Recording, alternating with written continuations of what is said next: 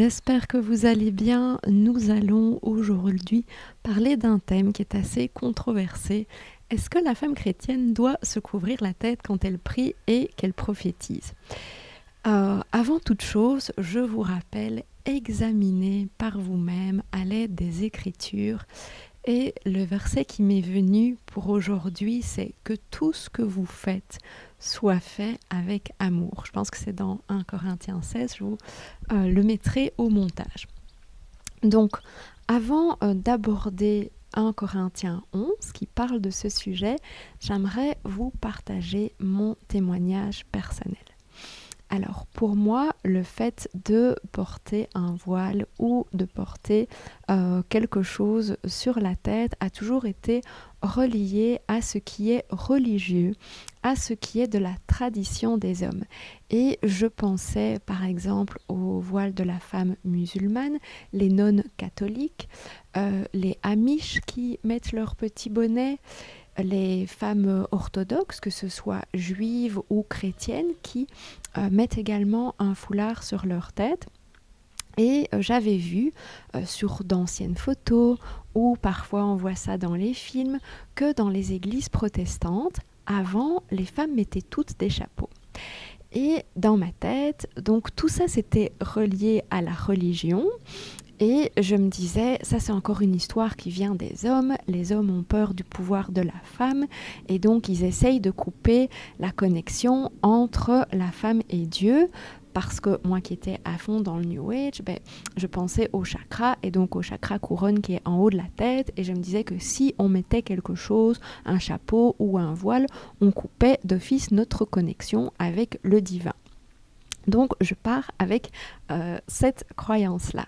Puis, comme vous le savez, si vous avez vu mon témoignage, Jésus est venu me chercher en décembre 2020. Je me suis immédiatement repentie de tout ce que j'ai fait dans les autres spiritualités, le New Age. J'ai commencé à lire la Bible, à vraiment construire une relation avec le Seigneur en priant chaque jour, en lisant la parole chaque jour. Et en 2022, on a eu cette envie de se baptiser.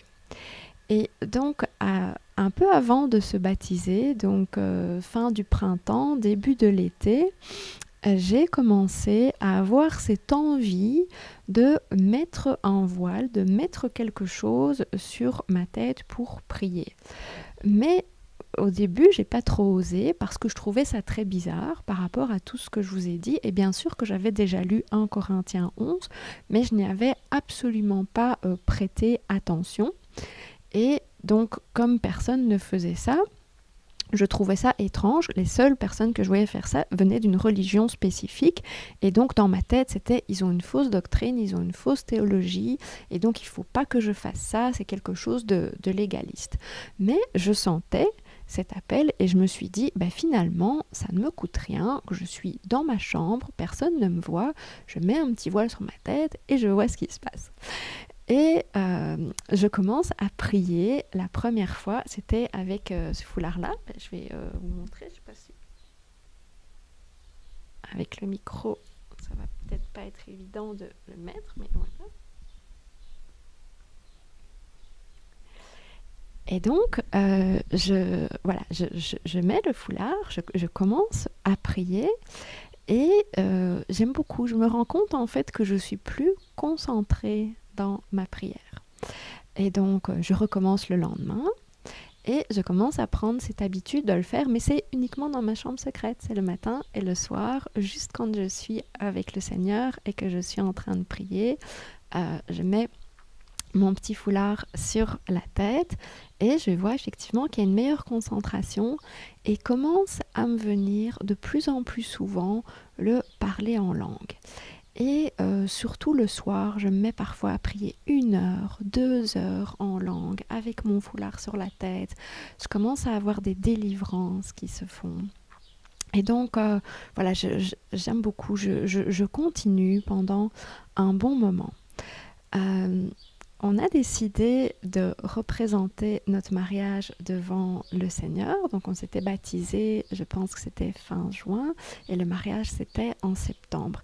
Et comme j'étais dans cette pratique de mettre un foulard, de mettre un voile, d'ailleurs si vous regardez, il y a 2-3 vidéos de cette période-là où je l'avais fait parce que je me disais, bah oui, c'est bien dans ma chambre secrète, mais quand je partage des versets bibliques, quelque part c'est prophétisé, peut-être que je devrais le faire, je savais pas trop, mais donc j'ai mis 2-3 fois, et j'avais envie en fait de le faire pour le mariage.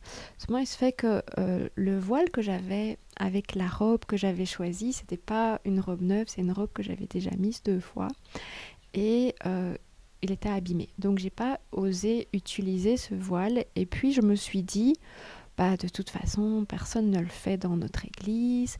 Puis, bah, je suis déjà mariée. C'est pas comme si j'étais la jeune fille vierge qui avait besoin de mettre son voile blanc. Ça va être ridicule si je fais ça. Donc, finalement, j'ai rien mis dans mes cheveux. J'étais complètement naturelle.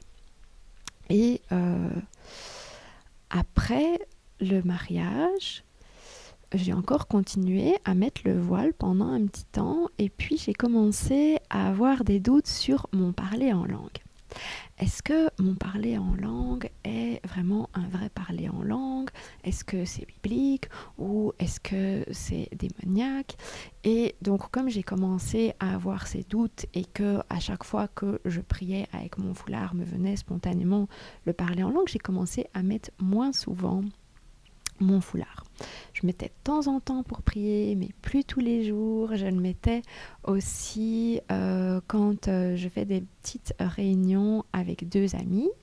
Et comme j'avais partagé cette expérience, une de mes amies avait commencé à mettre aussi un foulard pour prier. Et donc quand on priait à 3, bah, on se couvrait la tête en fait. Et donc là, j'ai continué à le faire à ce moment-là, bien que j'ai remarqué qu'à un de nos rendez-vous, moi, je ne l'ai pas mis, ou en tout cas, je l'ai laissé sur mes épaules.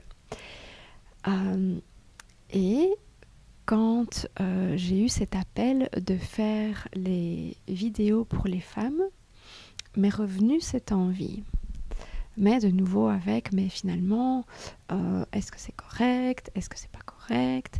J'ai commencé à faire quelques recherches. Non, c'est avant ça que j'avais déjà vu une vidéo. J'avais vu une vidéo d'Eddie de Théonopsie qui parlait de ça parce que j'avais besoin de confirmer intellectuellement ce que j'avais ressenti, donc cette meilleure capacité de concentration, cette meilleure connexion avec le Saint-Esprit, cette protection que je recevais quelque part. J'avais besoin de confirmer ça.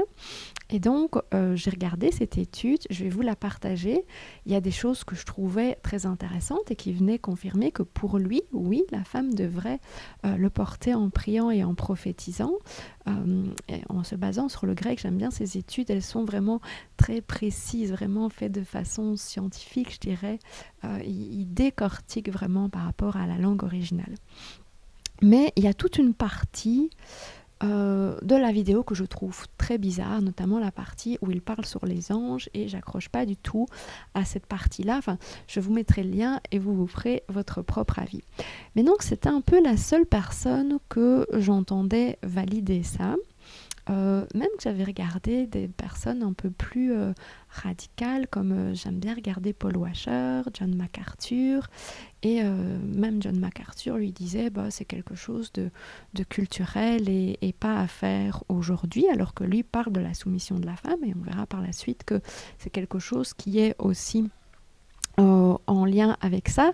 Donc, beaucoup de pasteurs aujourd'hui ont un discours que je trouve incohérent, dans le sens que certaines choses de Paul, ils vont aller accentuer par rapport au rôle masculin et au rôle féminin, et puis juste sur ça, là on oublie, là on ne le fait pas. Donc, mais on va regarder ça en prenant les versets un petit peu plus tard. Donc j'en reste à, voilà, je commence à le remettre début février. Et là je me dis, finalement, quand je fais mes vidéos, je prophétise. Est-ce que je dois le mettre pour faire mes vidéos ou est-ce que c'est vraiment juste quelque chose que je garde entre Dieu et moi quand je prie?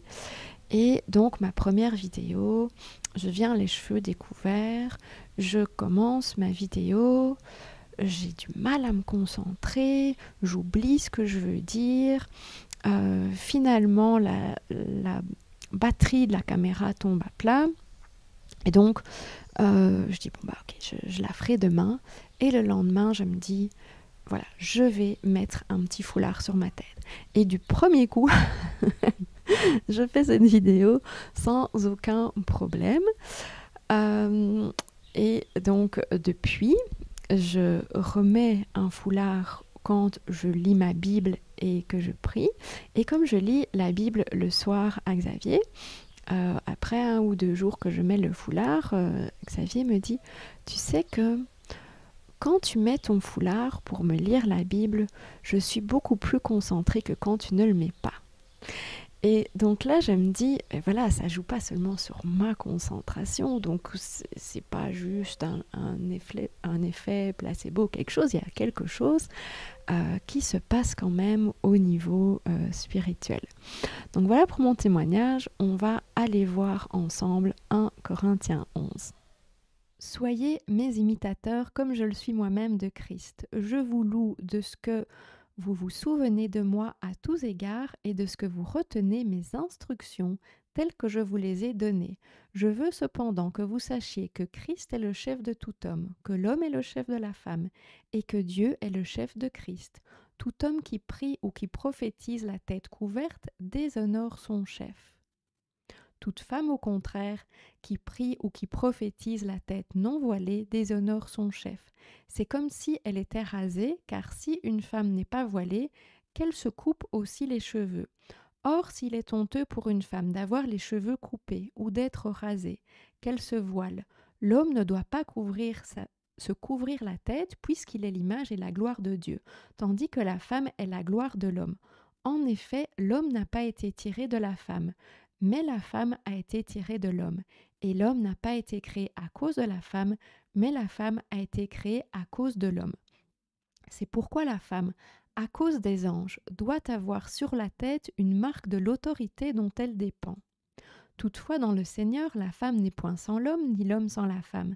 Car de même que la femme a été tirée de l'homme, de même l'homme existe par la femme, et tout vient de Dieu. Jugez-en vous-même, est-il convenable qu'une femme prie Dieu sans être voilée? La nature elle-même ne vous enseigne-t-elle pas que c'est une honte pour l'homme de porter de longs cheveux, mais que c'est une gloire pour la femme d'en porter, parce que la chevelure lui a été donnée comme voile? Si quelqu'un se plaît à contester, nous n'avons pas cette habitude, non plus que les églises de Dieu.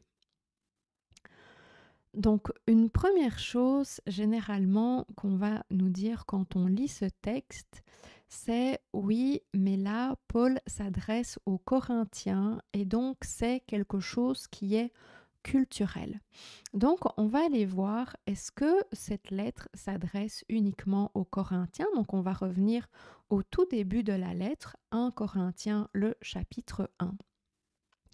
Paul appelé à être apôtre de Jésus-Christ par la volonté de Dieu et le frère Sosthène, l'église de Dieu qui est à Corinthe, à ceux qui ont été sanctifiés en Jésus-Christ, appelés à être saints, et à tous ceux qui invoquent en quelque lieu que ce soit le nom de notre Seigneur Jésus-Christ, leur Seigneur et le nôtre.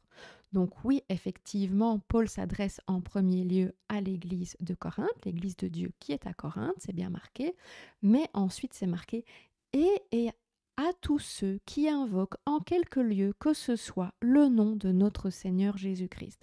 Et je pense que ça ne va pas se trouver dans la Bible. Si c'est quelque chose de désuet, quelque chose qui n'est plus utile, ça ne va pas se trouver dans le Nouveau Testament, en tout cas. Donc, si Paul insiste, parce que vous avez vu que c'est quand même assez long ce qu'on a lu sur le sujet, si Paul insiste comme ça, c'est qu'il y a quand même une certaine importance à ça. Alors, on va revenir ici. Tout homme qui prie ou qui prophétise la tête couverte déshonore son chef. Donc quand on nous dit que c'est culturel il est vrai que les femmes à l'époque souvent portaient le voile. C'était quelque chose de culturel. Mais les hommes se couvraient aussi la tête. Les hommes qui rentraient dans une synagogue, les hommes qui priaient mettaient également un voile sur la tête. Euh, Ça se faisait dans le judaïsme, mais ça se faisait même chez les païens, les Romains et les Grecs qui avaient des temples dédiés à leurs dieux. Quand ils allaient faire certains rituels, on voit en fait sur les statues qui représentent des personnes du 1er siècle, on voit que même les Romains et les Grecs, dans les rites religieux, mettaient quelque chose sur leur tête. Donc ce que Paul dit ici n'est pas culturel. En tout cas, par rapport à l'homme, c'est l'inverse.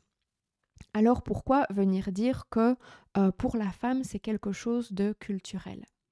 Donc, juste le verset avant, le verset 3. Je veux cependant que vous sachiez que Christ est le chef de tout homme, que l'homme est le chef de la femme et que Dieu est le chef de Christ.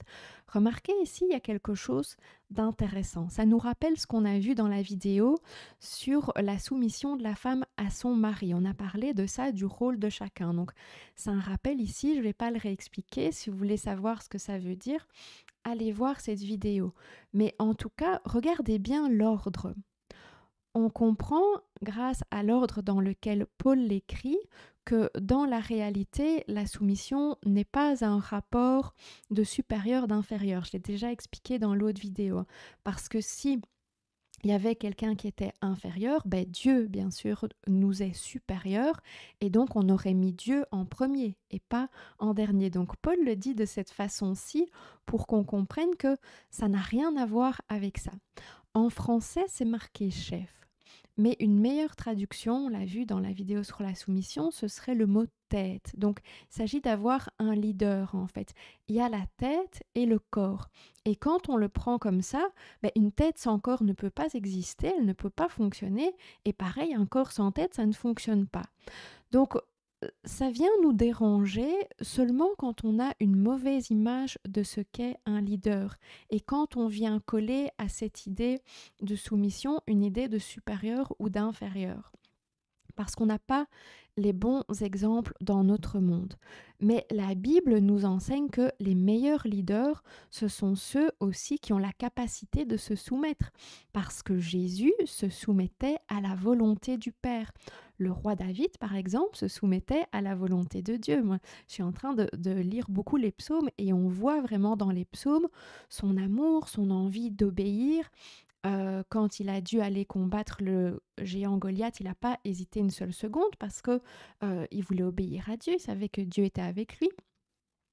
Et donc, on voit vraiment dans la Bible des exemples comme ça, qu'en fait, tout le monde est soumis à quelqu'un et que pour être un bon leader, c'est aussi important d'avoir cette capacité de soumission. Mais allez voir la vidéo sur la soumission. Ici, c'est juste pour vous montrer que ce dont on va parler par rapport au voile a de nouveau un rapport avec le rôle de chacun. Et donc là, Paul fait une distinction en disant que l'homme ne peut pas avoir la tête couverte et que la femme doit avoir la tête couverte. Donc ce qu'on veut ici, de nouveau, c'est pas ça que je voulais vous montrer.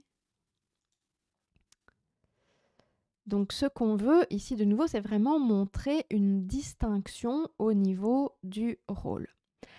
Alors, ce que on entend très souvent aussi, et ce que j'ai entendu au début, c'est « oui, mais la femme, en fait, son voile, ce sont ses cheveux.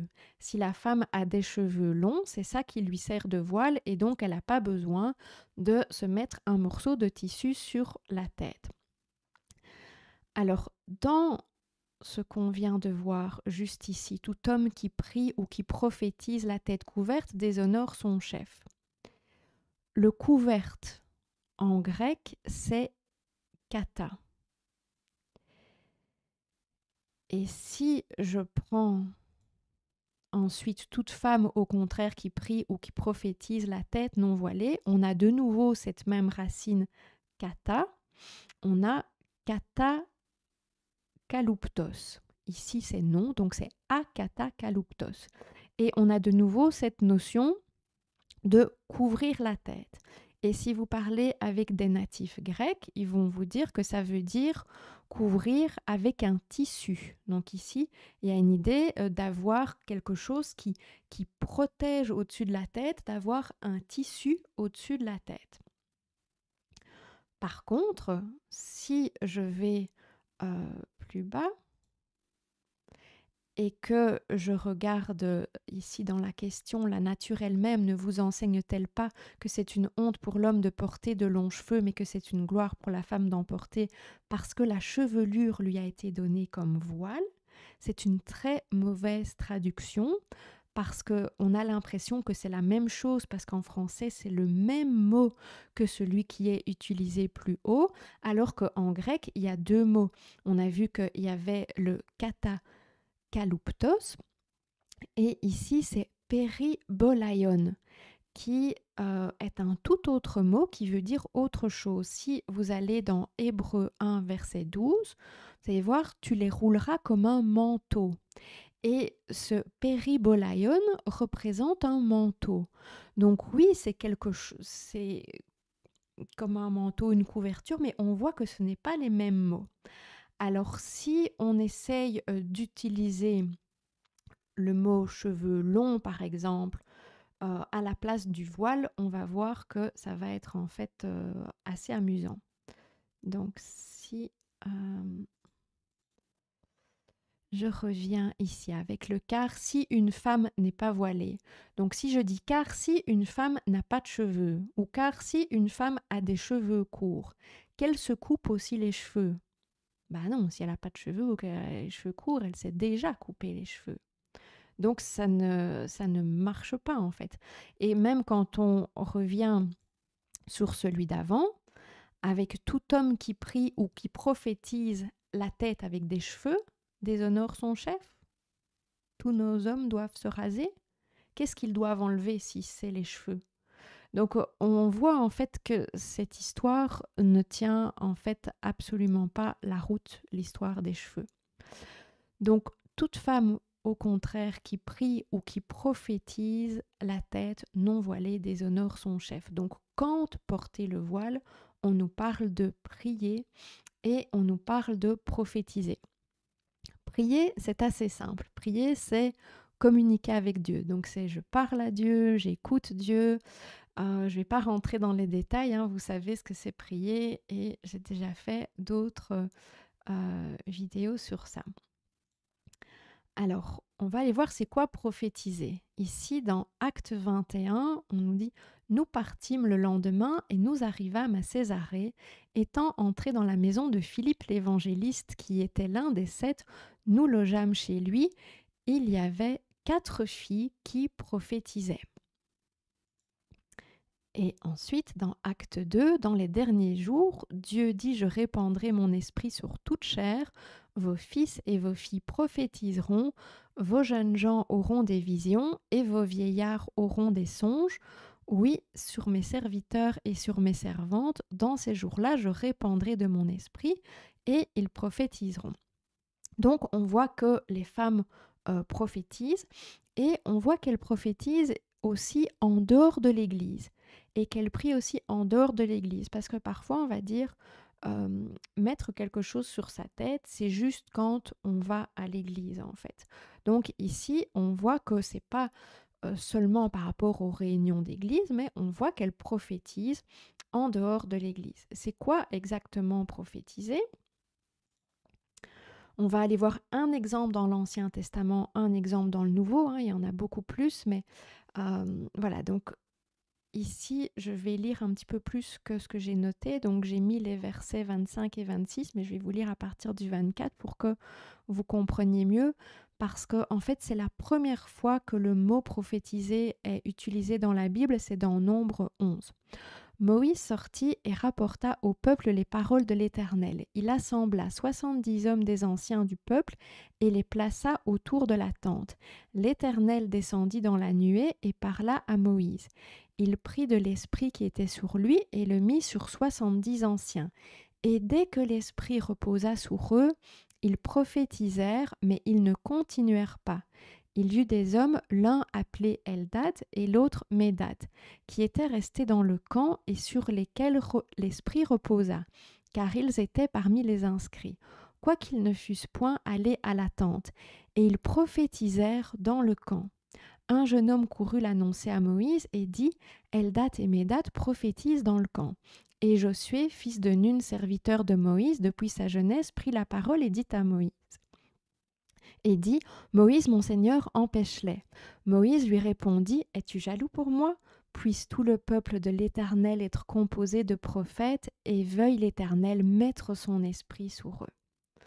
Donc, il y a beaucoup d'autres exemples, mais je vais passer direct au Nouveau Testament. On va aller dans Acte 9, lorsque Paul leur eut imposé les mains, le Saint-Esprit vint sur eux et ils parlaient en langue et prophétisaient. Alors, qu'est-ce qu'on voit dans ces deux exemples? On voit que le fait de prophétiser, c'est lié au Saint-Esprit et on voit que le Saint-Esprit pousse les personnes à louer Dieu. Ici, on voit qu'il parlait en langue. Dans l'autre, on voit aussi qu'il y a vraiment une glorification de Dieu. Dans d'autres passages, ça va être trop long si je vous les montre ici, mais dans d'autres passages, ce sont des prophètes qui transmettent la parole de Dieu oralement à d'autres personnes. Tous les prophètes dans la Bible comme Ézéchiel, Jérémie, etc. Donc, prophétiser, ça peut être aussi simplement parler de la parole de Dieu. Donc pour moi, quand je vois prier, prophétiser, ça devient en fait des moments qui sont consacrés à Dieu, des moments sacrés où l'Esprit est sur nous et où aussi on parle de la parole de Dieu. Donc personnellement, je me couvre la tête quand je prie, quand je lis la parole. À partir de maintenant, j'ai décidé aussi de le faire quand je fais une vidéo, puisque vu que je vous explique la parole, pour moi, ça c'est prophétiser. Je ne l'ai encore jamais fait à l'église, parce que pour moi, c'est assez compliqué de le faire en public, mais on a décidé avec Xavier que je le mettrai maintenant quand on va à l'église, je vais également me couvrir la tête. Voilà, c'est une réflexion en tout cas pour le moment.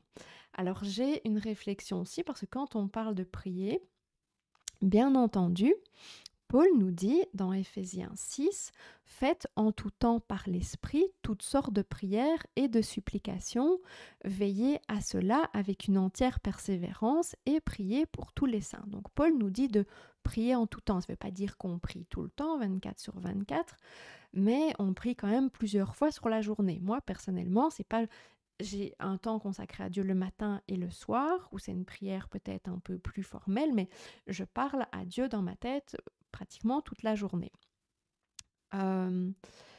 Et nous sommes censés être à l'écoute de l'esprit en tout temps. Donc, en se basant sur cette logique, on peut se demander, est-ce qu'on ne devrait pas, en tant que femme, à ce moment-là, couvrir notre tête en tout temps? Personnellement, moi, je ne suis pas encore là, mais je commence à comprendre les femmes qui le font, et donc en tout cas, je ne juge pas parce que je comprends, je vois qu'il y a une logique derrière ça. Pourquoi moi je ne le fais pas en tout temps? Je vous rappelle, comme je l'ai fait pour les vêtements, que le fait de porter un voile ou non, de se couvrir la tête ou non, n'a rien à voir avec le fait d'être sauvé ou non. Je vous l'ai dit, c'est la foi en Jésus-Christ qui nous sauve. Ce ne sont pas nos actes, c'est pas ce que nous faisons. Ce n'est pas un péché pour la femme d'avoir la tête découverte. Donc ça, c'est une première chose. C'est pas ça qui est important pour être sauvé. Si vous voulez savoir comment être sauvé, dans les descriptions de mes vidéos, je vous mets à chaque fois des versets qui vous parlent de qui est Jésus et comment être sauvé. En même temps, nous sommes un seul corps en Christ, mais chaque membre du corps a un rôle différent et a un ministère différent. Xavier et moi, on sent qu'on a été mis à part par le Seigneur. Et pour moi, c'est une façon de me mettre à part, c'est aussi de me couvrir la tête. Donc mon chemin personnel, c'est de lâcher l'orgueil, c'est de lâcher mes aspirations personnelles pour entrer dans l'obéissance de Dieu. Ce n'est pas quelque chose que je fais par obligation. Ce n'est pas quelque chose qui m'a été demandé par qui que ce soit. C'est quelque chose, comme je vous l'ai expliqué en début de vidéo, qui est entre le Seigneur et moi. Et donc, c'est pas parce que moi je le fais que vous devez le faire ou que c'est votre chemin.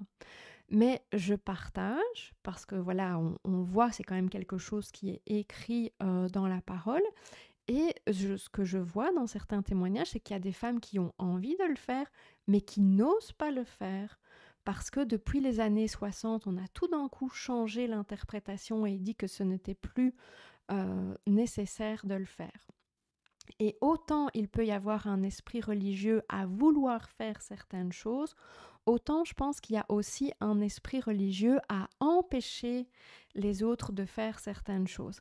Alors que chacun se pose la question, qu'est-ce qui dérange tant que ça quand je vois une femme qui a la tête couverte? Voilà, à la dernière phrase, donc le verset 10. C'est pourquoi la femme, à cause des anges, doit avoir sur la tête une marque de l'autorité dont elle dépend. De nouveau, on voit cette idée d'autorité. Et donc, c'est de nouveau comme quand on en a parlé par rapport aux vêtements, par rapport à la soumission. L'important, c'est pas tellement ce que je mets sur moi physiquement, mais c'est plus l'attitude. On en a parlé aussi au niveau des vêtements. Donc, c'est une soumission de cœur. Un peu comme la circoncision qui aujourd'hui n'est plus une circoncision dans la chair, mais une circoncision de cœur. Bien que c'est pas tout à fait la même chose parce que la circoncision c'était dans la loi et que ici au niveau du voile on est quand même dans le Nouveau Testament. Mais moi c'est comme ça que je le vois aussi, c'est que le plus important c'est au niveau de l'attitude. Alors attention que dans la version originale, il n'y a pas le mot marque de l'autorité. En français, c'est marque, en anglais, c'est le mot symbole, mais en fait, dans l'original, c'est d'avoir sur la tête une autorité. Et certains vont utiliser ça pour justifier par ce passage qu'il ne faut donc pas porter le voile parce que le voile est un symbole, à condition d'avoir une attitude soumise à son autorité.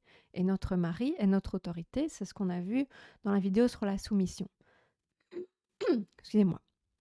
D'autres vont utiliser ce verset pour dire complètement l'inverse.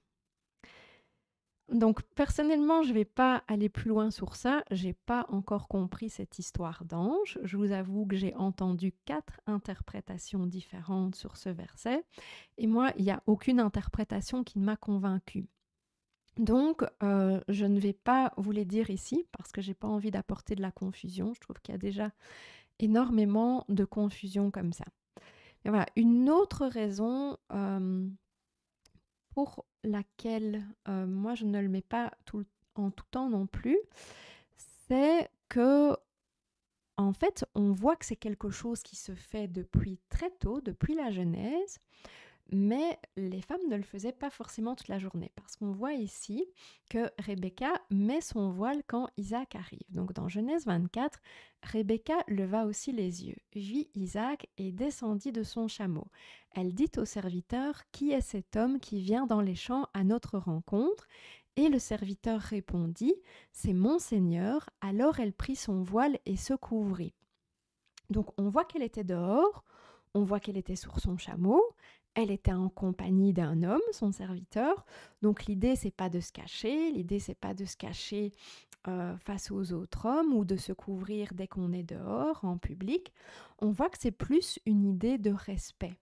Et donc personnellement, j'ai décidé de le mettre quand je veux partager un moment spécial avec le Seigneur. Maintenant, je vous dis ça, mais peut-être que dans quelques mois, je déciderai de le faire en tout temps, ou peut-être que dans quelques mois, je déciderai de le faire complètement. Je ne sais pas, parce que voilà, je me laisse guider par l'esprit. Je vous donnerai des nouvelles, en tout cas si je décide de changer ma pratique et je suis vraiment curieuse de connaître votre témoignage si vous l'avez déjà testé. Et je vais vous partager le témoignage d'une amie qui m'a dit en fait se sentir protégée quand elle portait le voile pour prier. Je vous le dis ici parce qu'elle l'a pas noté dans son témoignage et je pense que c'est quelque chose d'important. Alors, elle voulait que je vous partage le verset de Philippiens, mais je vais d'abord vous lire son témoignage. Après la lecture quotidienne de la Bible, je prends un temps de prière et pour ce faire, je porte un voile sur la tête et sur les épaules. La prière est une délivrance où je me sens aimée, comprise et entendue. Je suis apaisée car je peux parler au Seigneur en toute liberté et en vérité. Quand je prie, mon mental n'existe plus et je ressens une véritable relation avec Dieu. C'est un moment de sagesse rempli de beaucoup d'amour. Dieu comprend mes épreuves et je sens qu'il veut m'aider. Je ressens de la douceur et de la sérénité, je sais qu'il est mon sauveur et mon Seigneur. Je prie avec honnêteté et surtout avec persévérance. Chaque jour, je continue à remplir le vase de prières invisibles. Il suffit parfois d'une seule prière pour qu'un miracle se produise. J'y crois profondément et je remercie le Seigneur et le Saint-Esprit chaque jour d'accueillir mes prières qui me permettent de voir les changements qui se produisent dans ma vie et dans celle des personnes qui m'entourent. C'est un moment de remerciement, de supplication et de demande d'action. Je prie pour ne pas entrer en tentation et pour demander pardon pour tout ce que j'ai fait de mal dans ma vie ou dans la journée. Je demande au Saint-Esprit de me montrer le chemin, de voir ce qu'il y a à voir, d'entendre ce qu'il y a à entendre et de comprendre ce qu'il y a à comprendre, que les cœurs de pierre puissent être changés en cœurs de chair et d'amour. Porter le voile me permet aussi d'avoir un temps de silence pour que Dieu me fasse sentir ce qu'il attend de moi. Parfois je reçois un message, parfois c'est un temps de pause et de relation. Dans le calme et la sérénité, je lui demande de me montrer le chemin et je me laisse guider. La prière, c'est le remède que Dieu me donne pour la guérison. Je sais qu'il veut le meilleur pour moi. Merci Seigneur pour tout ce que tu fais dans ma vie. Voici le verset que j'ai envie de vous partager. Alors, je vais vous lire Philippiens 4. « Ne vous inquiétez de rien, mais en toute chose faites connaître vos besoins à Dieu par des prières et des supplications, avec des actions de grâce, et la paix de Dieu qui surpasse toute intelligence gardera vos cœurs et vos pensées en Jésus-Christ. » Au reste, frères, que tout ce qui est vrai, tout ce qui est honorable, tout ce qui est juste, tout ce qui est pur, tout ce qui est aimable, tout ce qui mérite l'approbation, ce qui est vertueux et digne de louange soit l'objet de vos pensées, ce que vous avez appris, reçu et entendu de moi, et ce que vous avez vu en moi, pratiquez-le, et le Dieu de paix sera avec vous. Et Nancy m'a aussi demandé de vous partager le psaume 91, en tout cas le début. Celui qui demeure sous l'abri du Très-Haut repose à l'ombre du Tout-Puissant. Je dis à l'Éternel, mon refuge et ma forteresse, mon Dieu en qui je me confie, car c'est lui qui te délivre du filet de l'oiseleur, de la peste et de ses ravages. Il te couvrira de ses plumes et tu trouveras un refuge sous ses ailes. Sa fidélité est un bouclier et une cuirasse. Alors j'ai reçu des questions sur qu'est-ce qu'on peut mettre concrètement, comment on fait, est-ce qu'il faut cacher complètement les cheveux. Donc la Bible ne nous donne pas d'indication, c'est comme pour les vêtements, il y a des grandes lignes et après nous avons la liberté. Donc on parle en fait de couvrir la tête, donc on ne parle même pas de voile. Ça, c'est un mot qu'il y a en français, mais si on regarde, on parle vraiment de couvrir et couvrir la tête. Donc, c'est couvrir ici au-dessus. Certainement pas couvrir le visage. Est-ce qu'il faut couvrir complètement les cheveux ? Ce n'est pas expliqué, ce n'est pas dit. Certaines disent oui parce que les cheveux sont la gloire de la femme, donc il y a quelque chose de beau à cacher nos cheveux en public pour garder cette gloire et puis pour rendre toute la gloire à Christ. Je trouve ça très beau, mais ça doit être un choix personnel puisque c'est pas quelque chose qui est clairement mis dans la parole qu'il faut cacher ses cheveux, étant donné qu'on l'a vu dans la vidéo précédente quand on parlait de Timothée et Timothée qui parlait de comment s'habiller pour aller justement à l'église et on parlait de ne pas avoir des coiffure extravagante avec des tresses. Donc ça veut dire que si on pouvait voir les tresses, ça veut dire qu'on voyait les cheveux. Et d'ailleurs, quand on regarde des images de l'époque, ben, souvent ça va être, voilà, il va y avoir un peu des cheveux qui dépassent de cette façon. Donc c'est à vous de sentir, est-ce que vous avez envie de cacher complètement vos cheveux, est-ce que vous avez envie de montrer une partie de vos cheveux. Je dirais voilà, ça c'est pas tellement l'important. Alors évidemment quand vous le faites chez vous, bah, vous allez porter ce que vous avez envie. Si vous le faites en public, peut-être qu'il faut essayer de pas trop attirer l'attention, parce que c'est de nouveau dans ce qu'on a vu dans Timothée, dans 1 Pierre, la fois passée, c'est l'idée d'être modeste et d'être discrète. Donc si je mets vraiment quelque chose qui attire beaucoup l'attention, bah, là je perds un petit peu l'effet de ce que je suis en train de faire. Mais en dehors de ça, je dirais que voilà, c'est vraiment à vous de choisir. Donc je vous ai déjà montré ceci, hein, qui est en fait un assez grand foulard. Je vais enlever le micro, vous allez peut-être m'entendre un peu moins bien, mais ça va être plus facile pour vous montrer.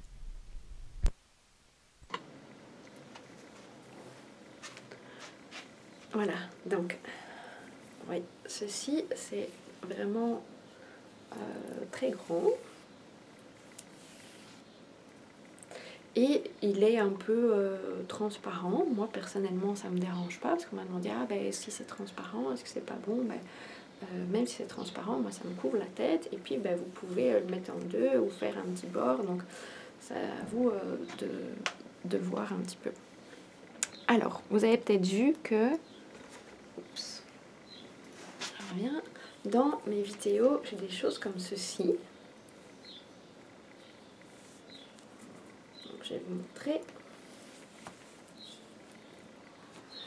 Là, vous pouvez même le mettre d'abord comme une petite écharpe. En fait, ce sont des bandeaux de sport. Nous, on avait pris ça quand on partait faire de la randonnée.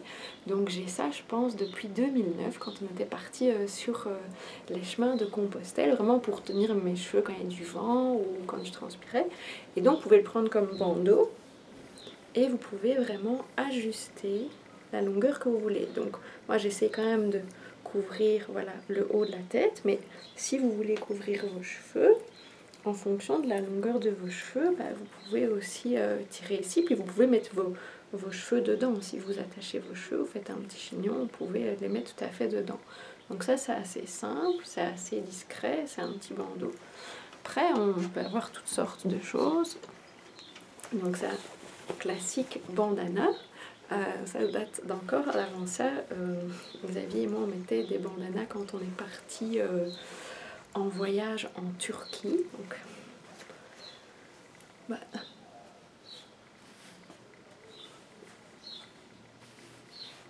voilà, ça peut être très simple comme ça. Après, si vous voulez trouver des choses un peu plus stylées, mais voilà, vous faites un triangle et puis vous le nouez derrière. Ça fait un peu plus vacances. Alors, j'en ai un autre qui est un carré, assez grand quand même, que de nouveau, ben, on peut soit mettre en triangle, soit mettre en deux. Et puis, je pense que celui-là, je l'ai sur une des vidéos et de nouveau, je l'ai mis et je l'ai noué derrière la tête et vous pouvez laisser passer...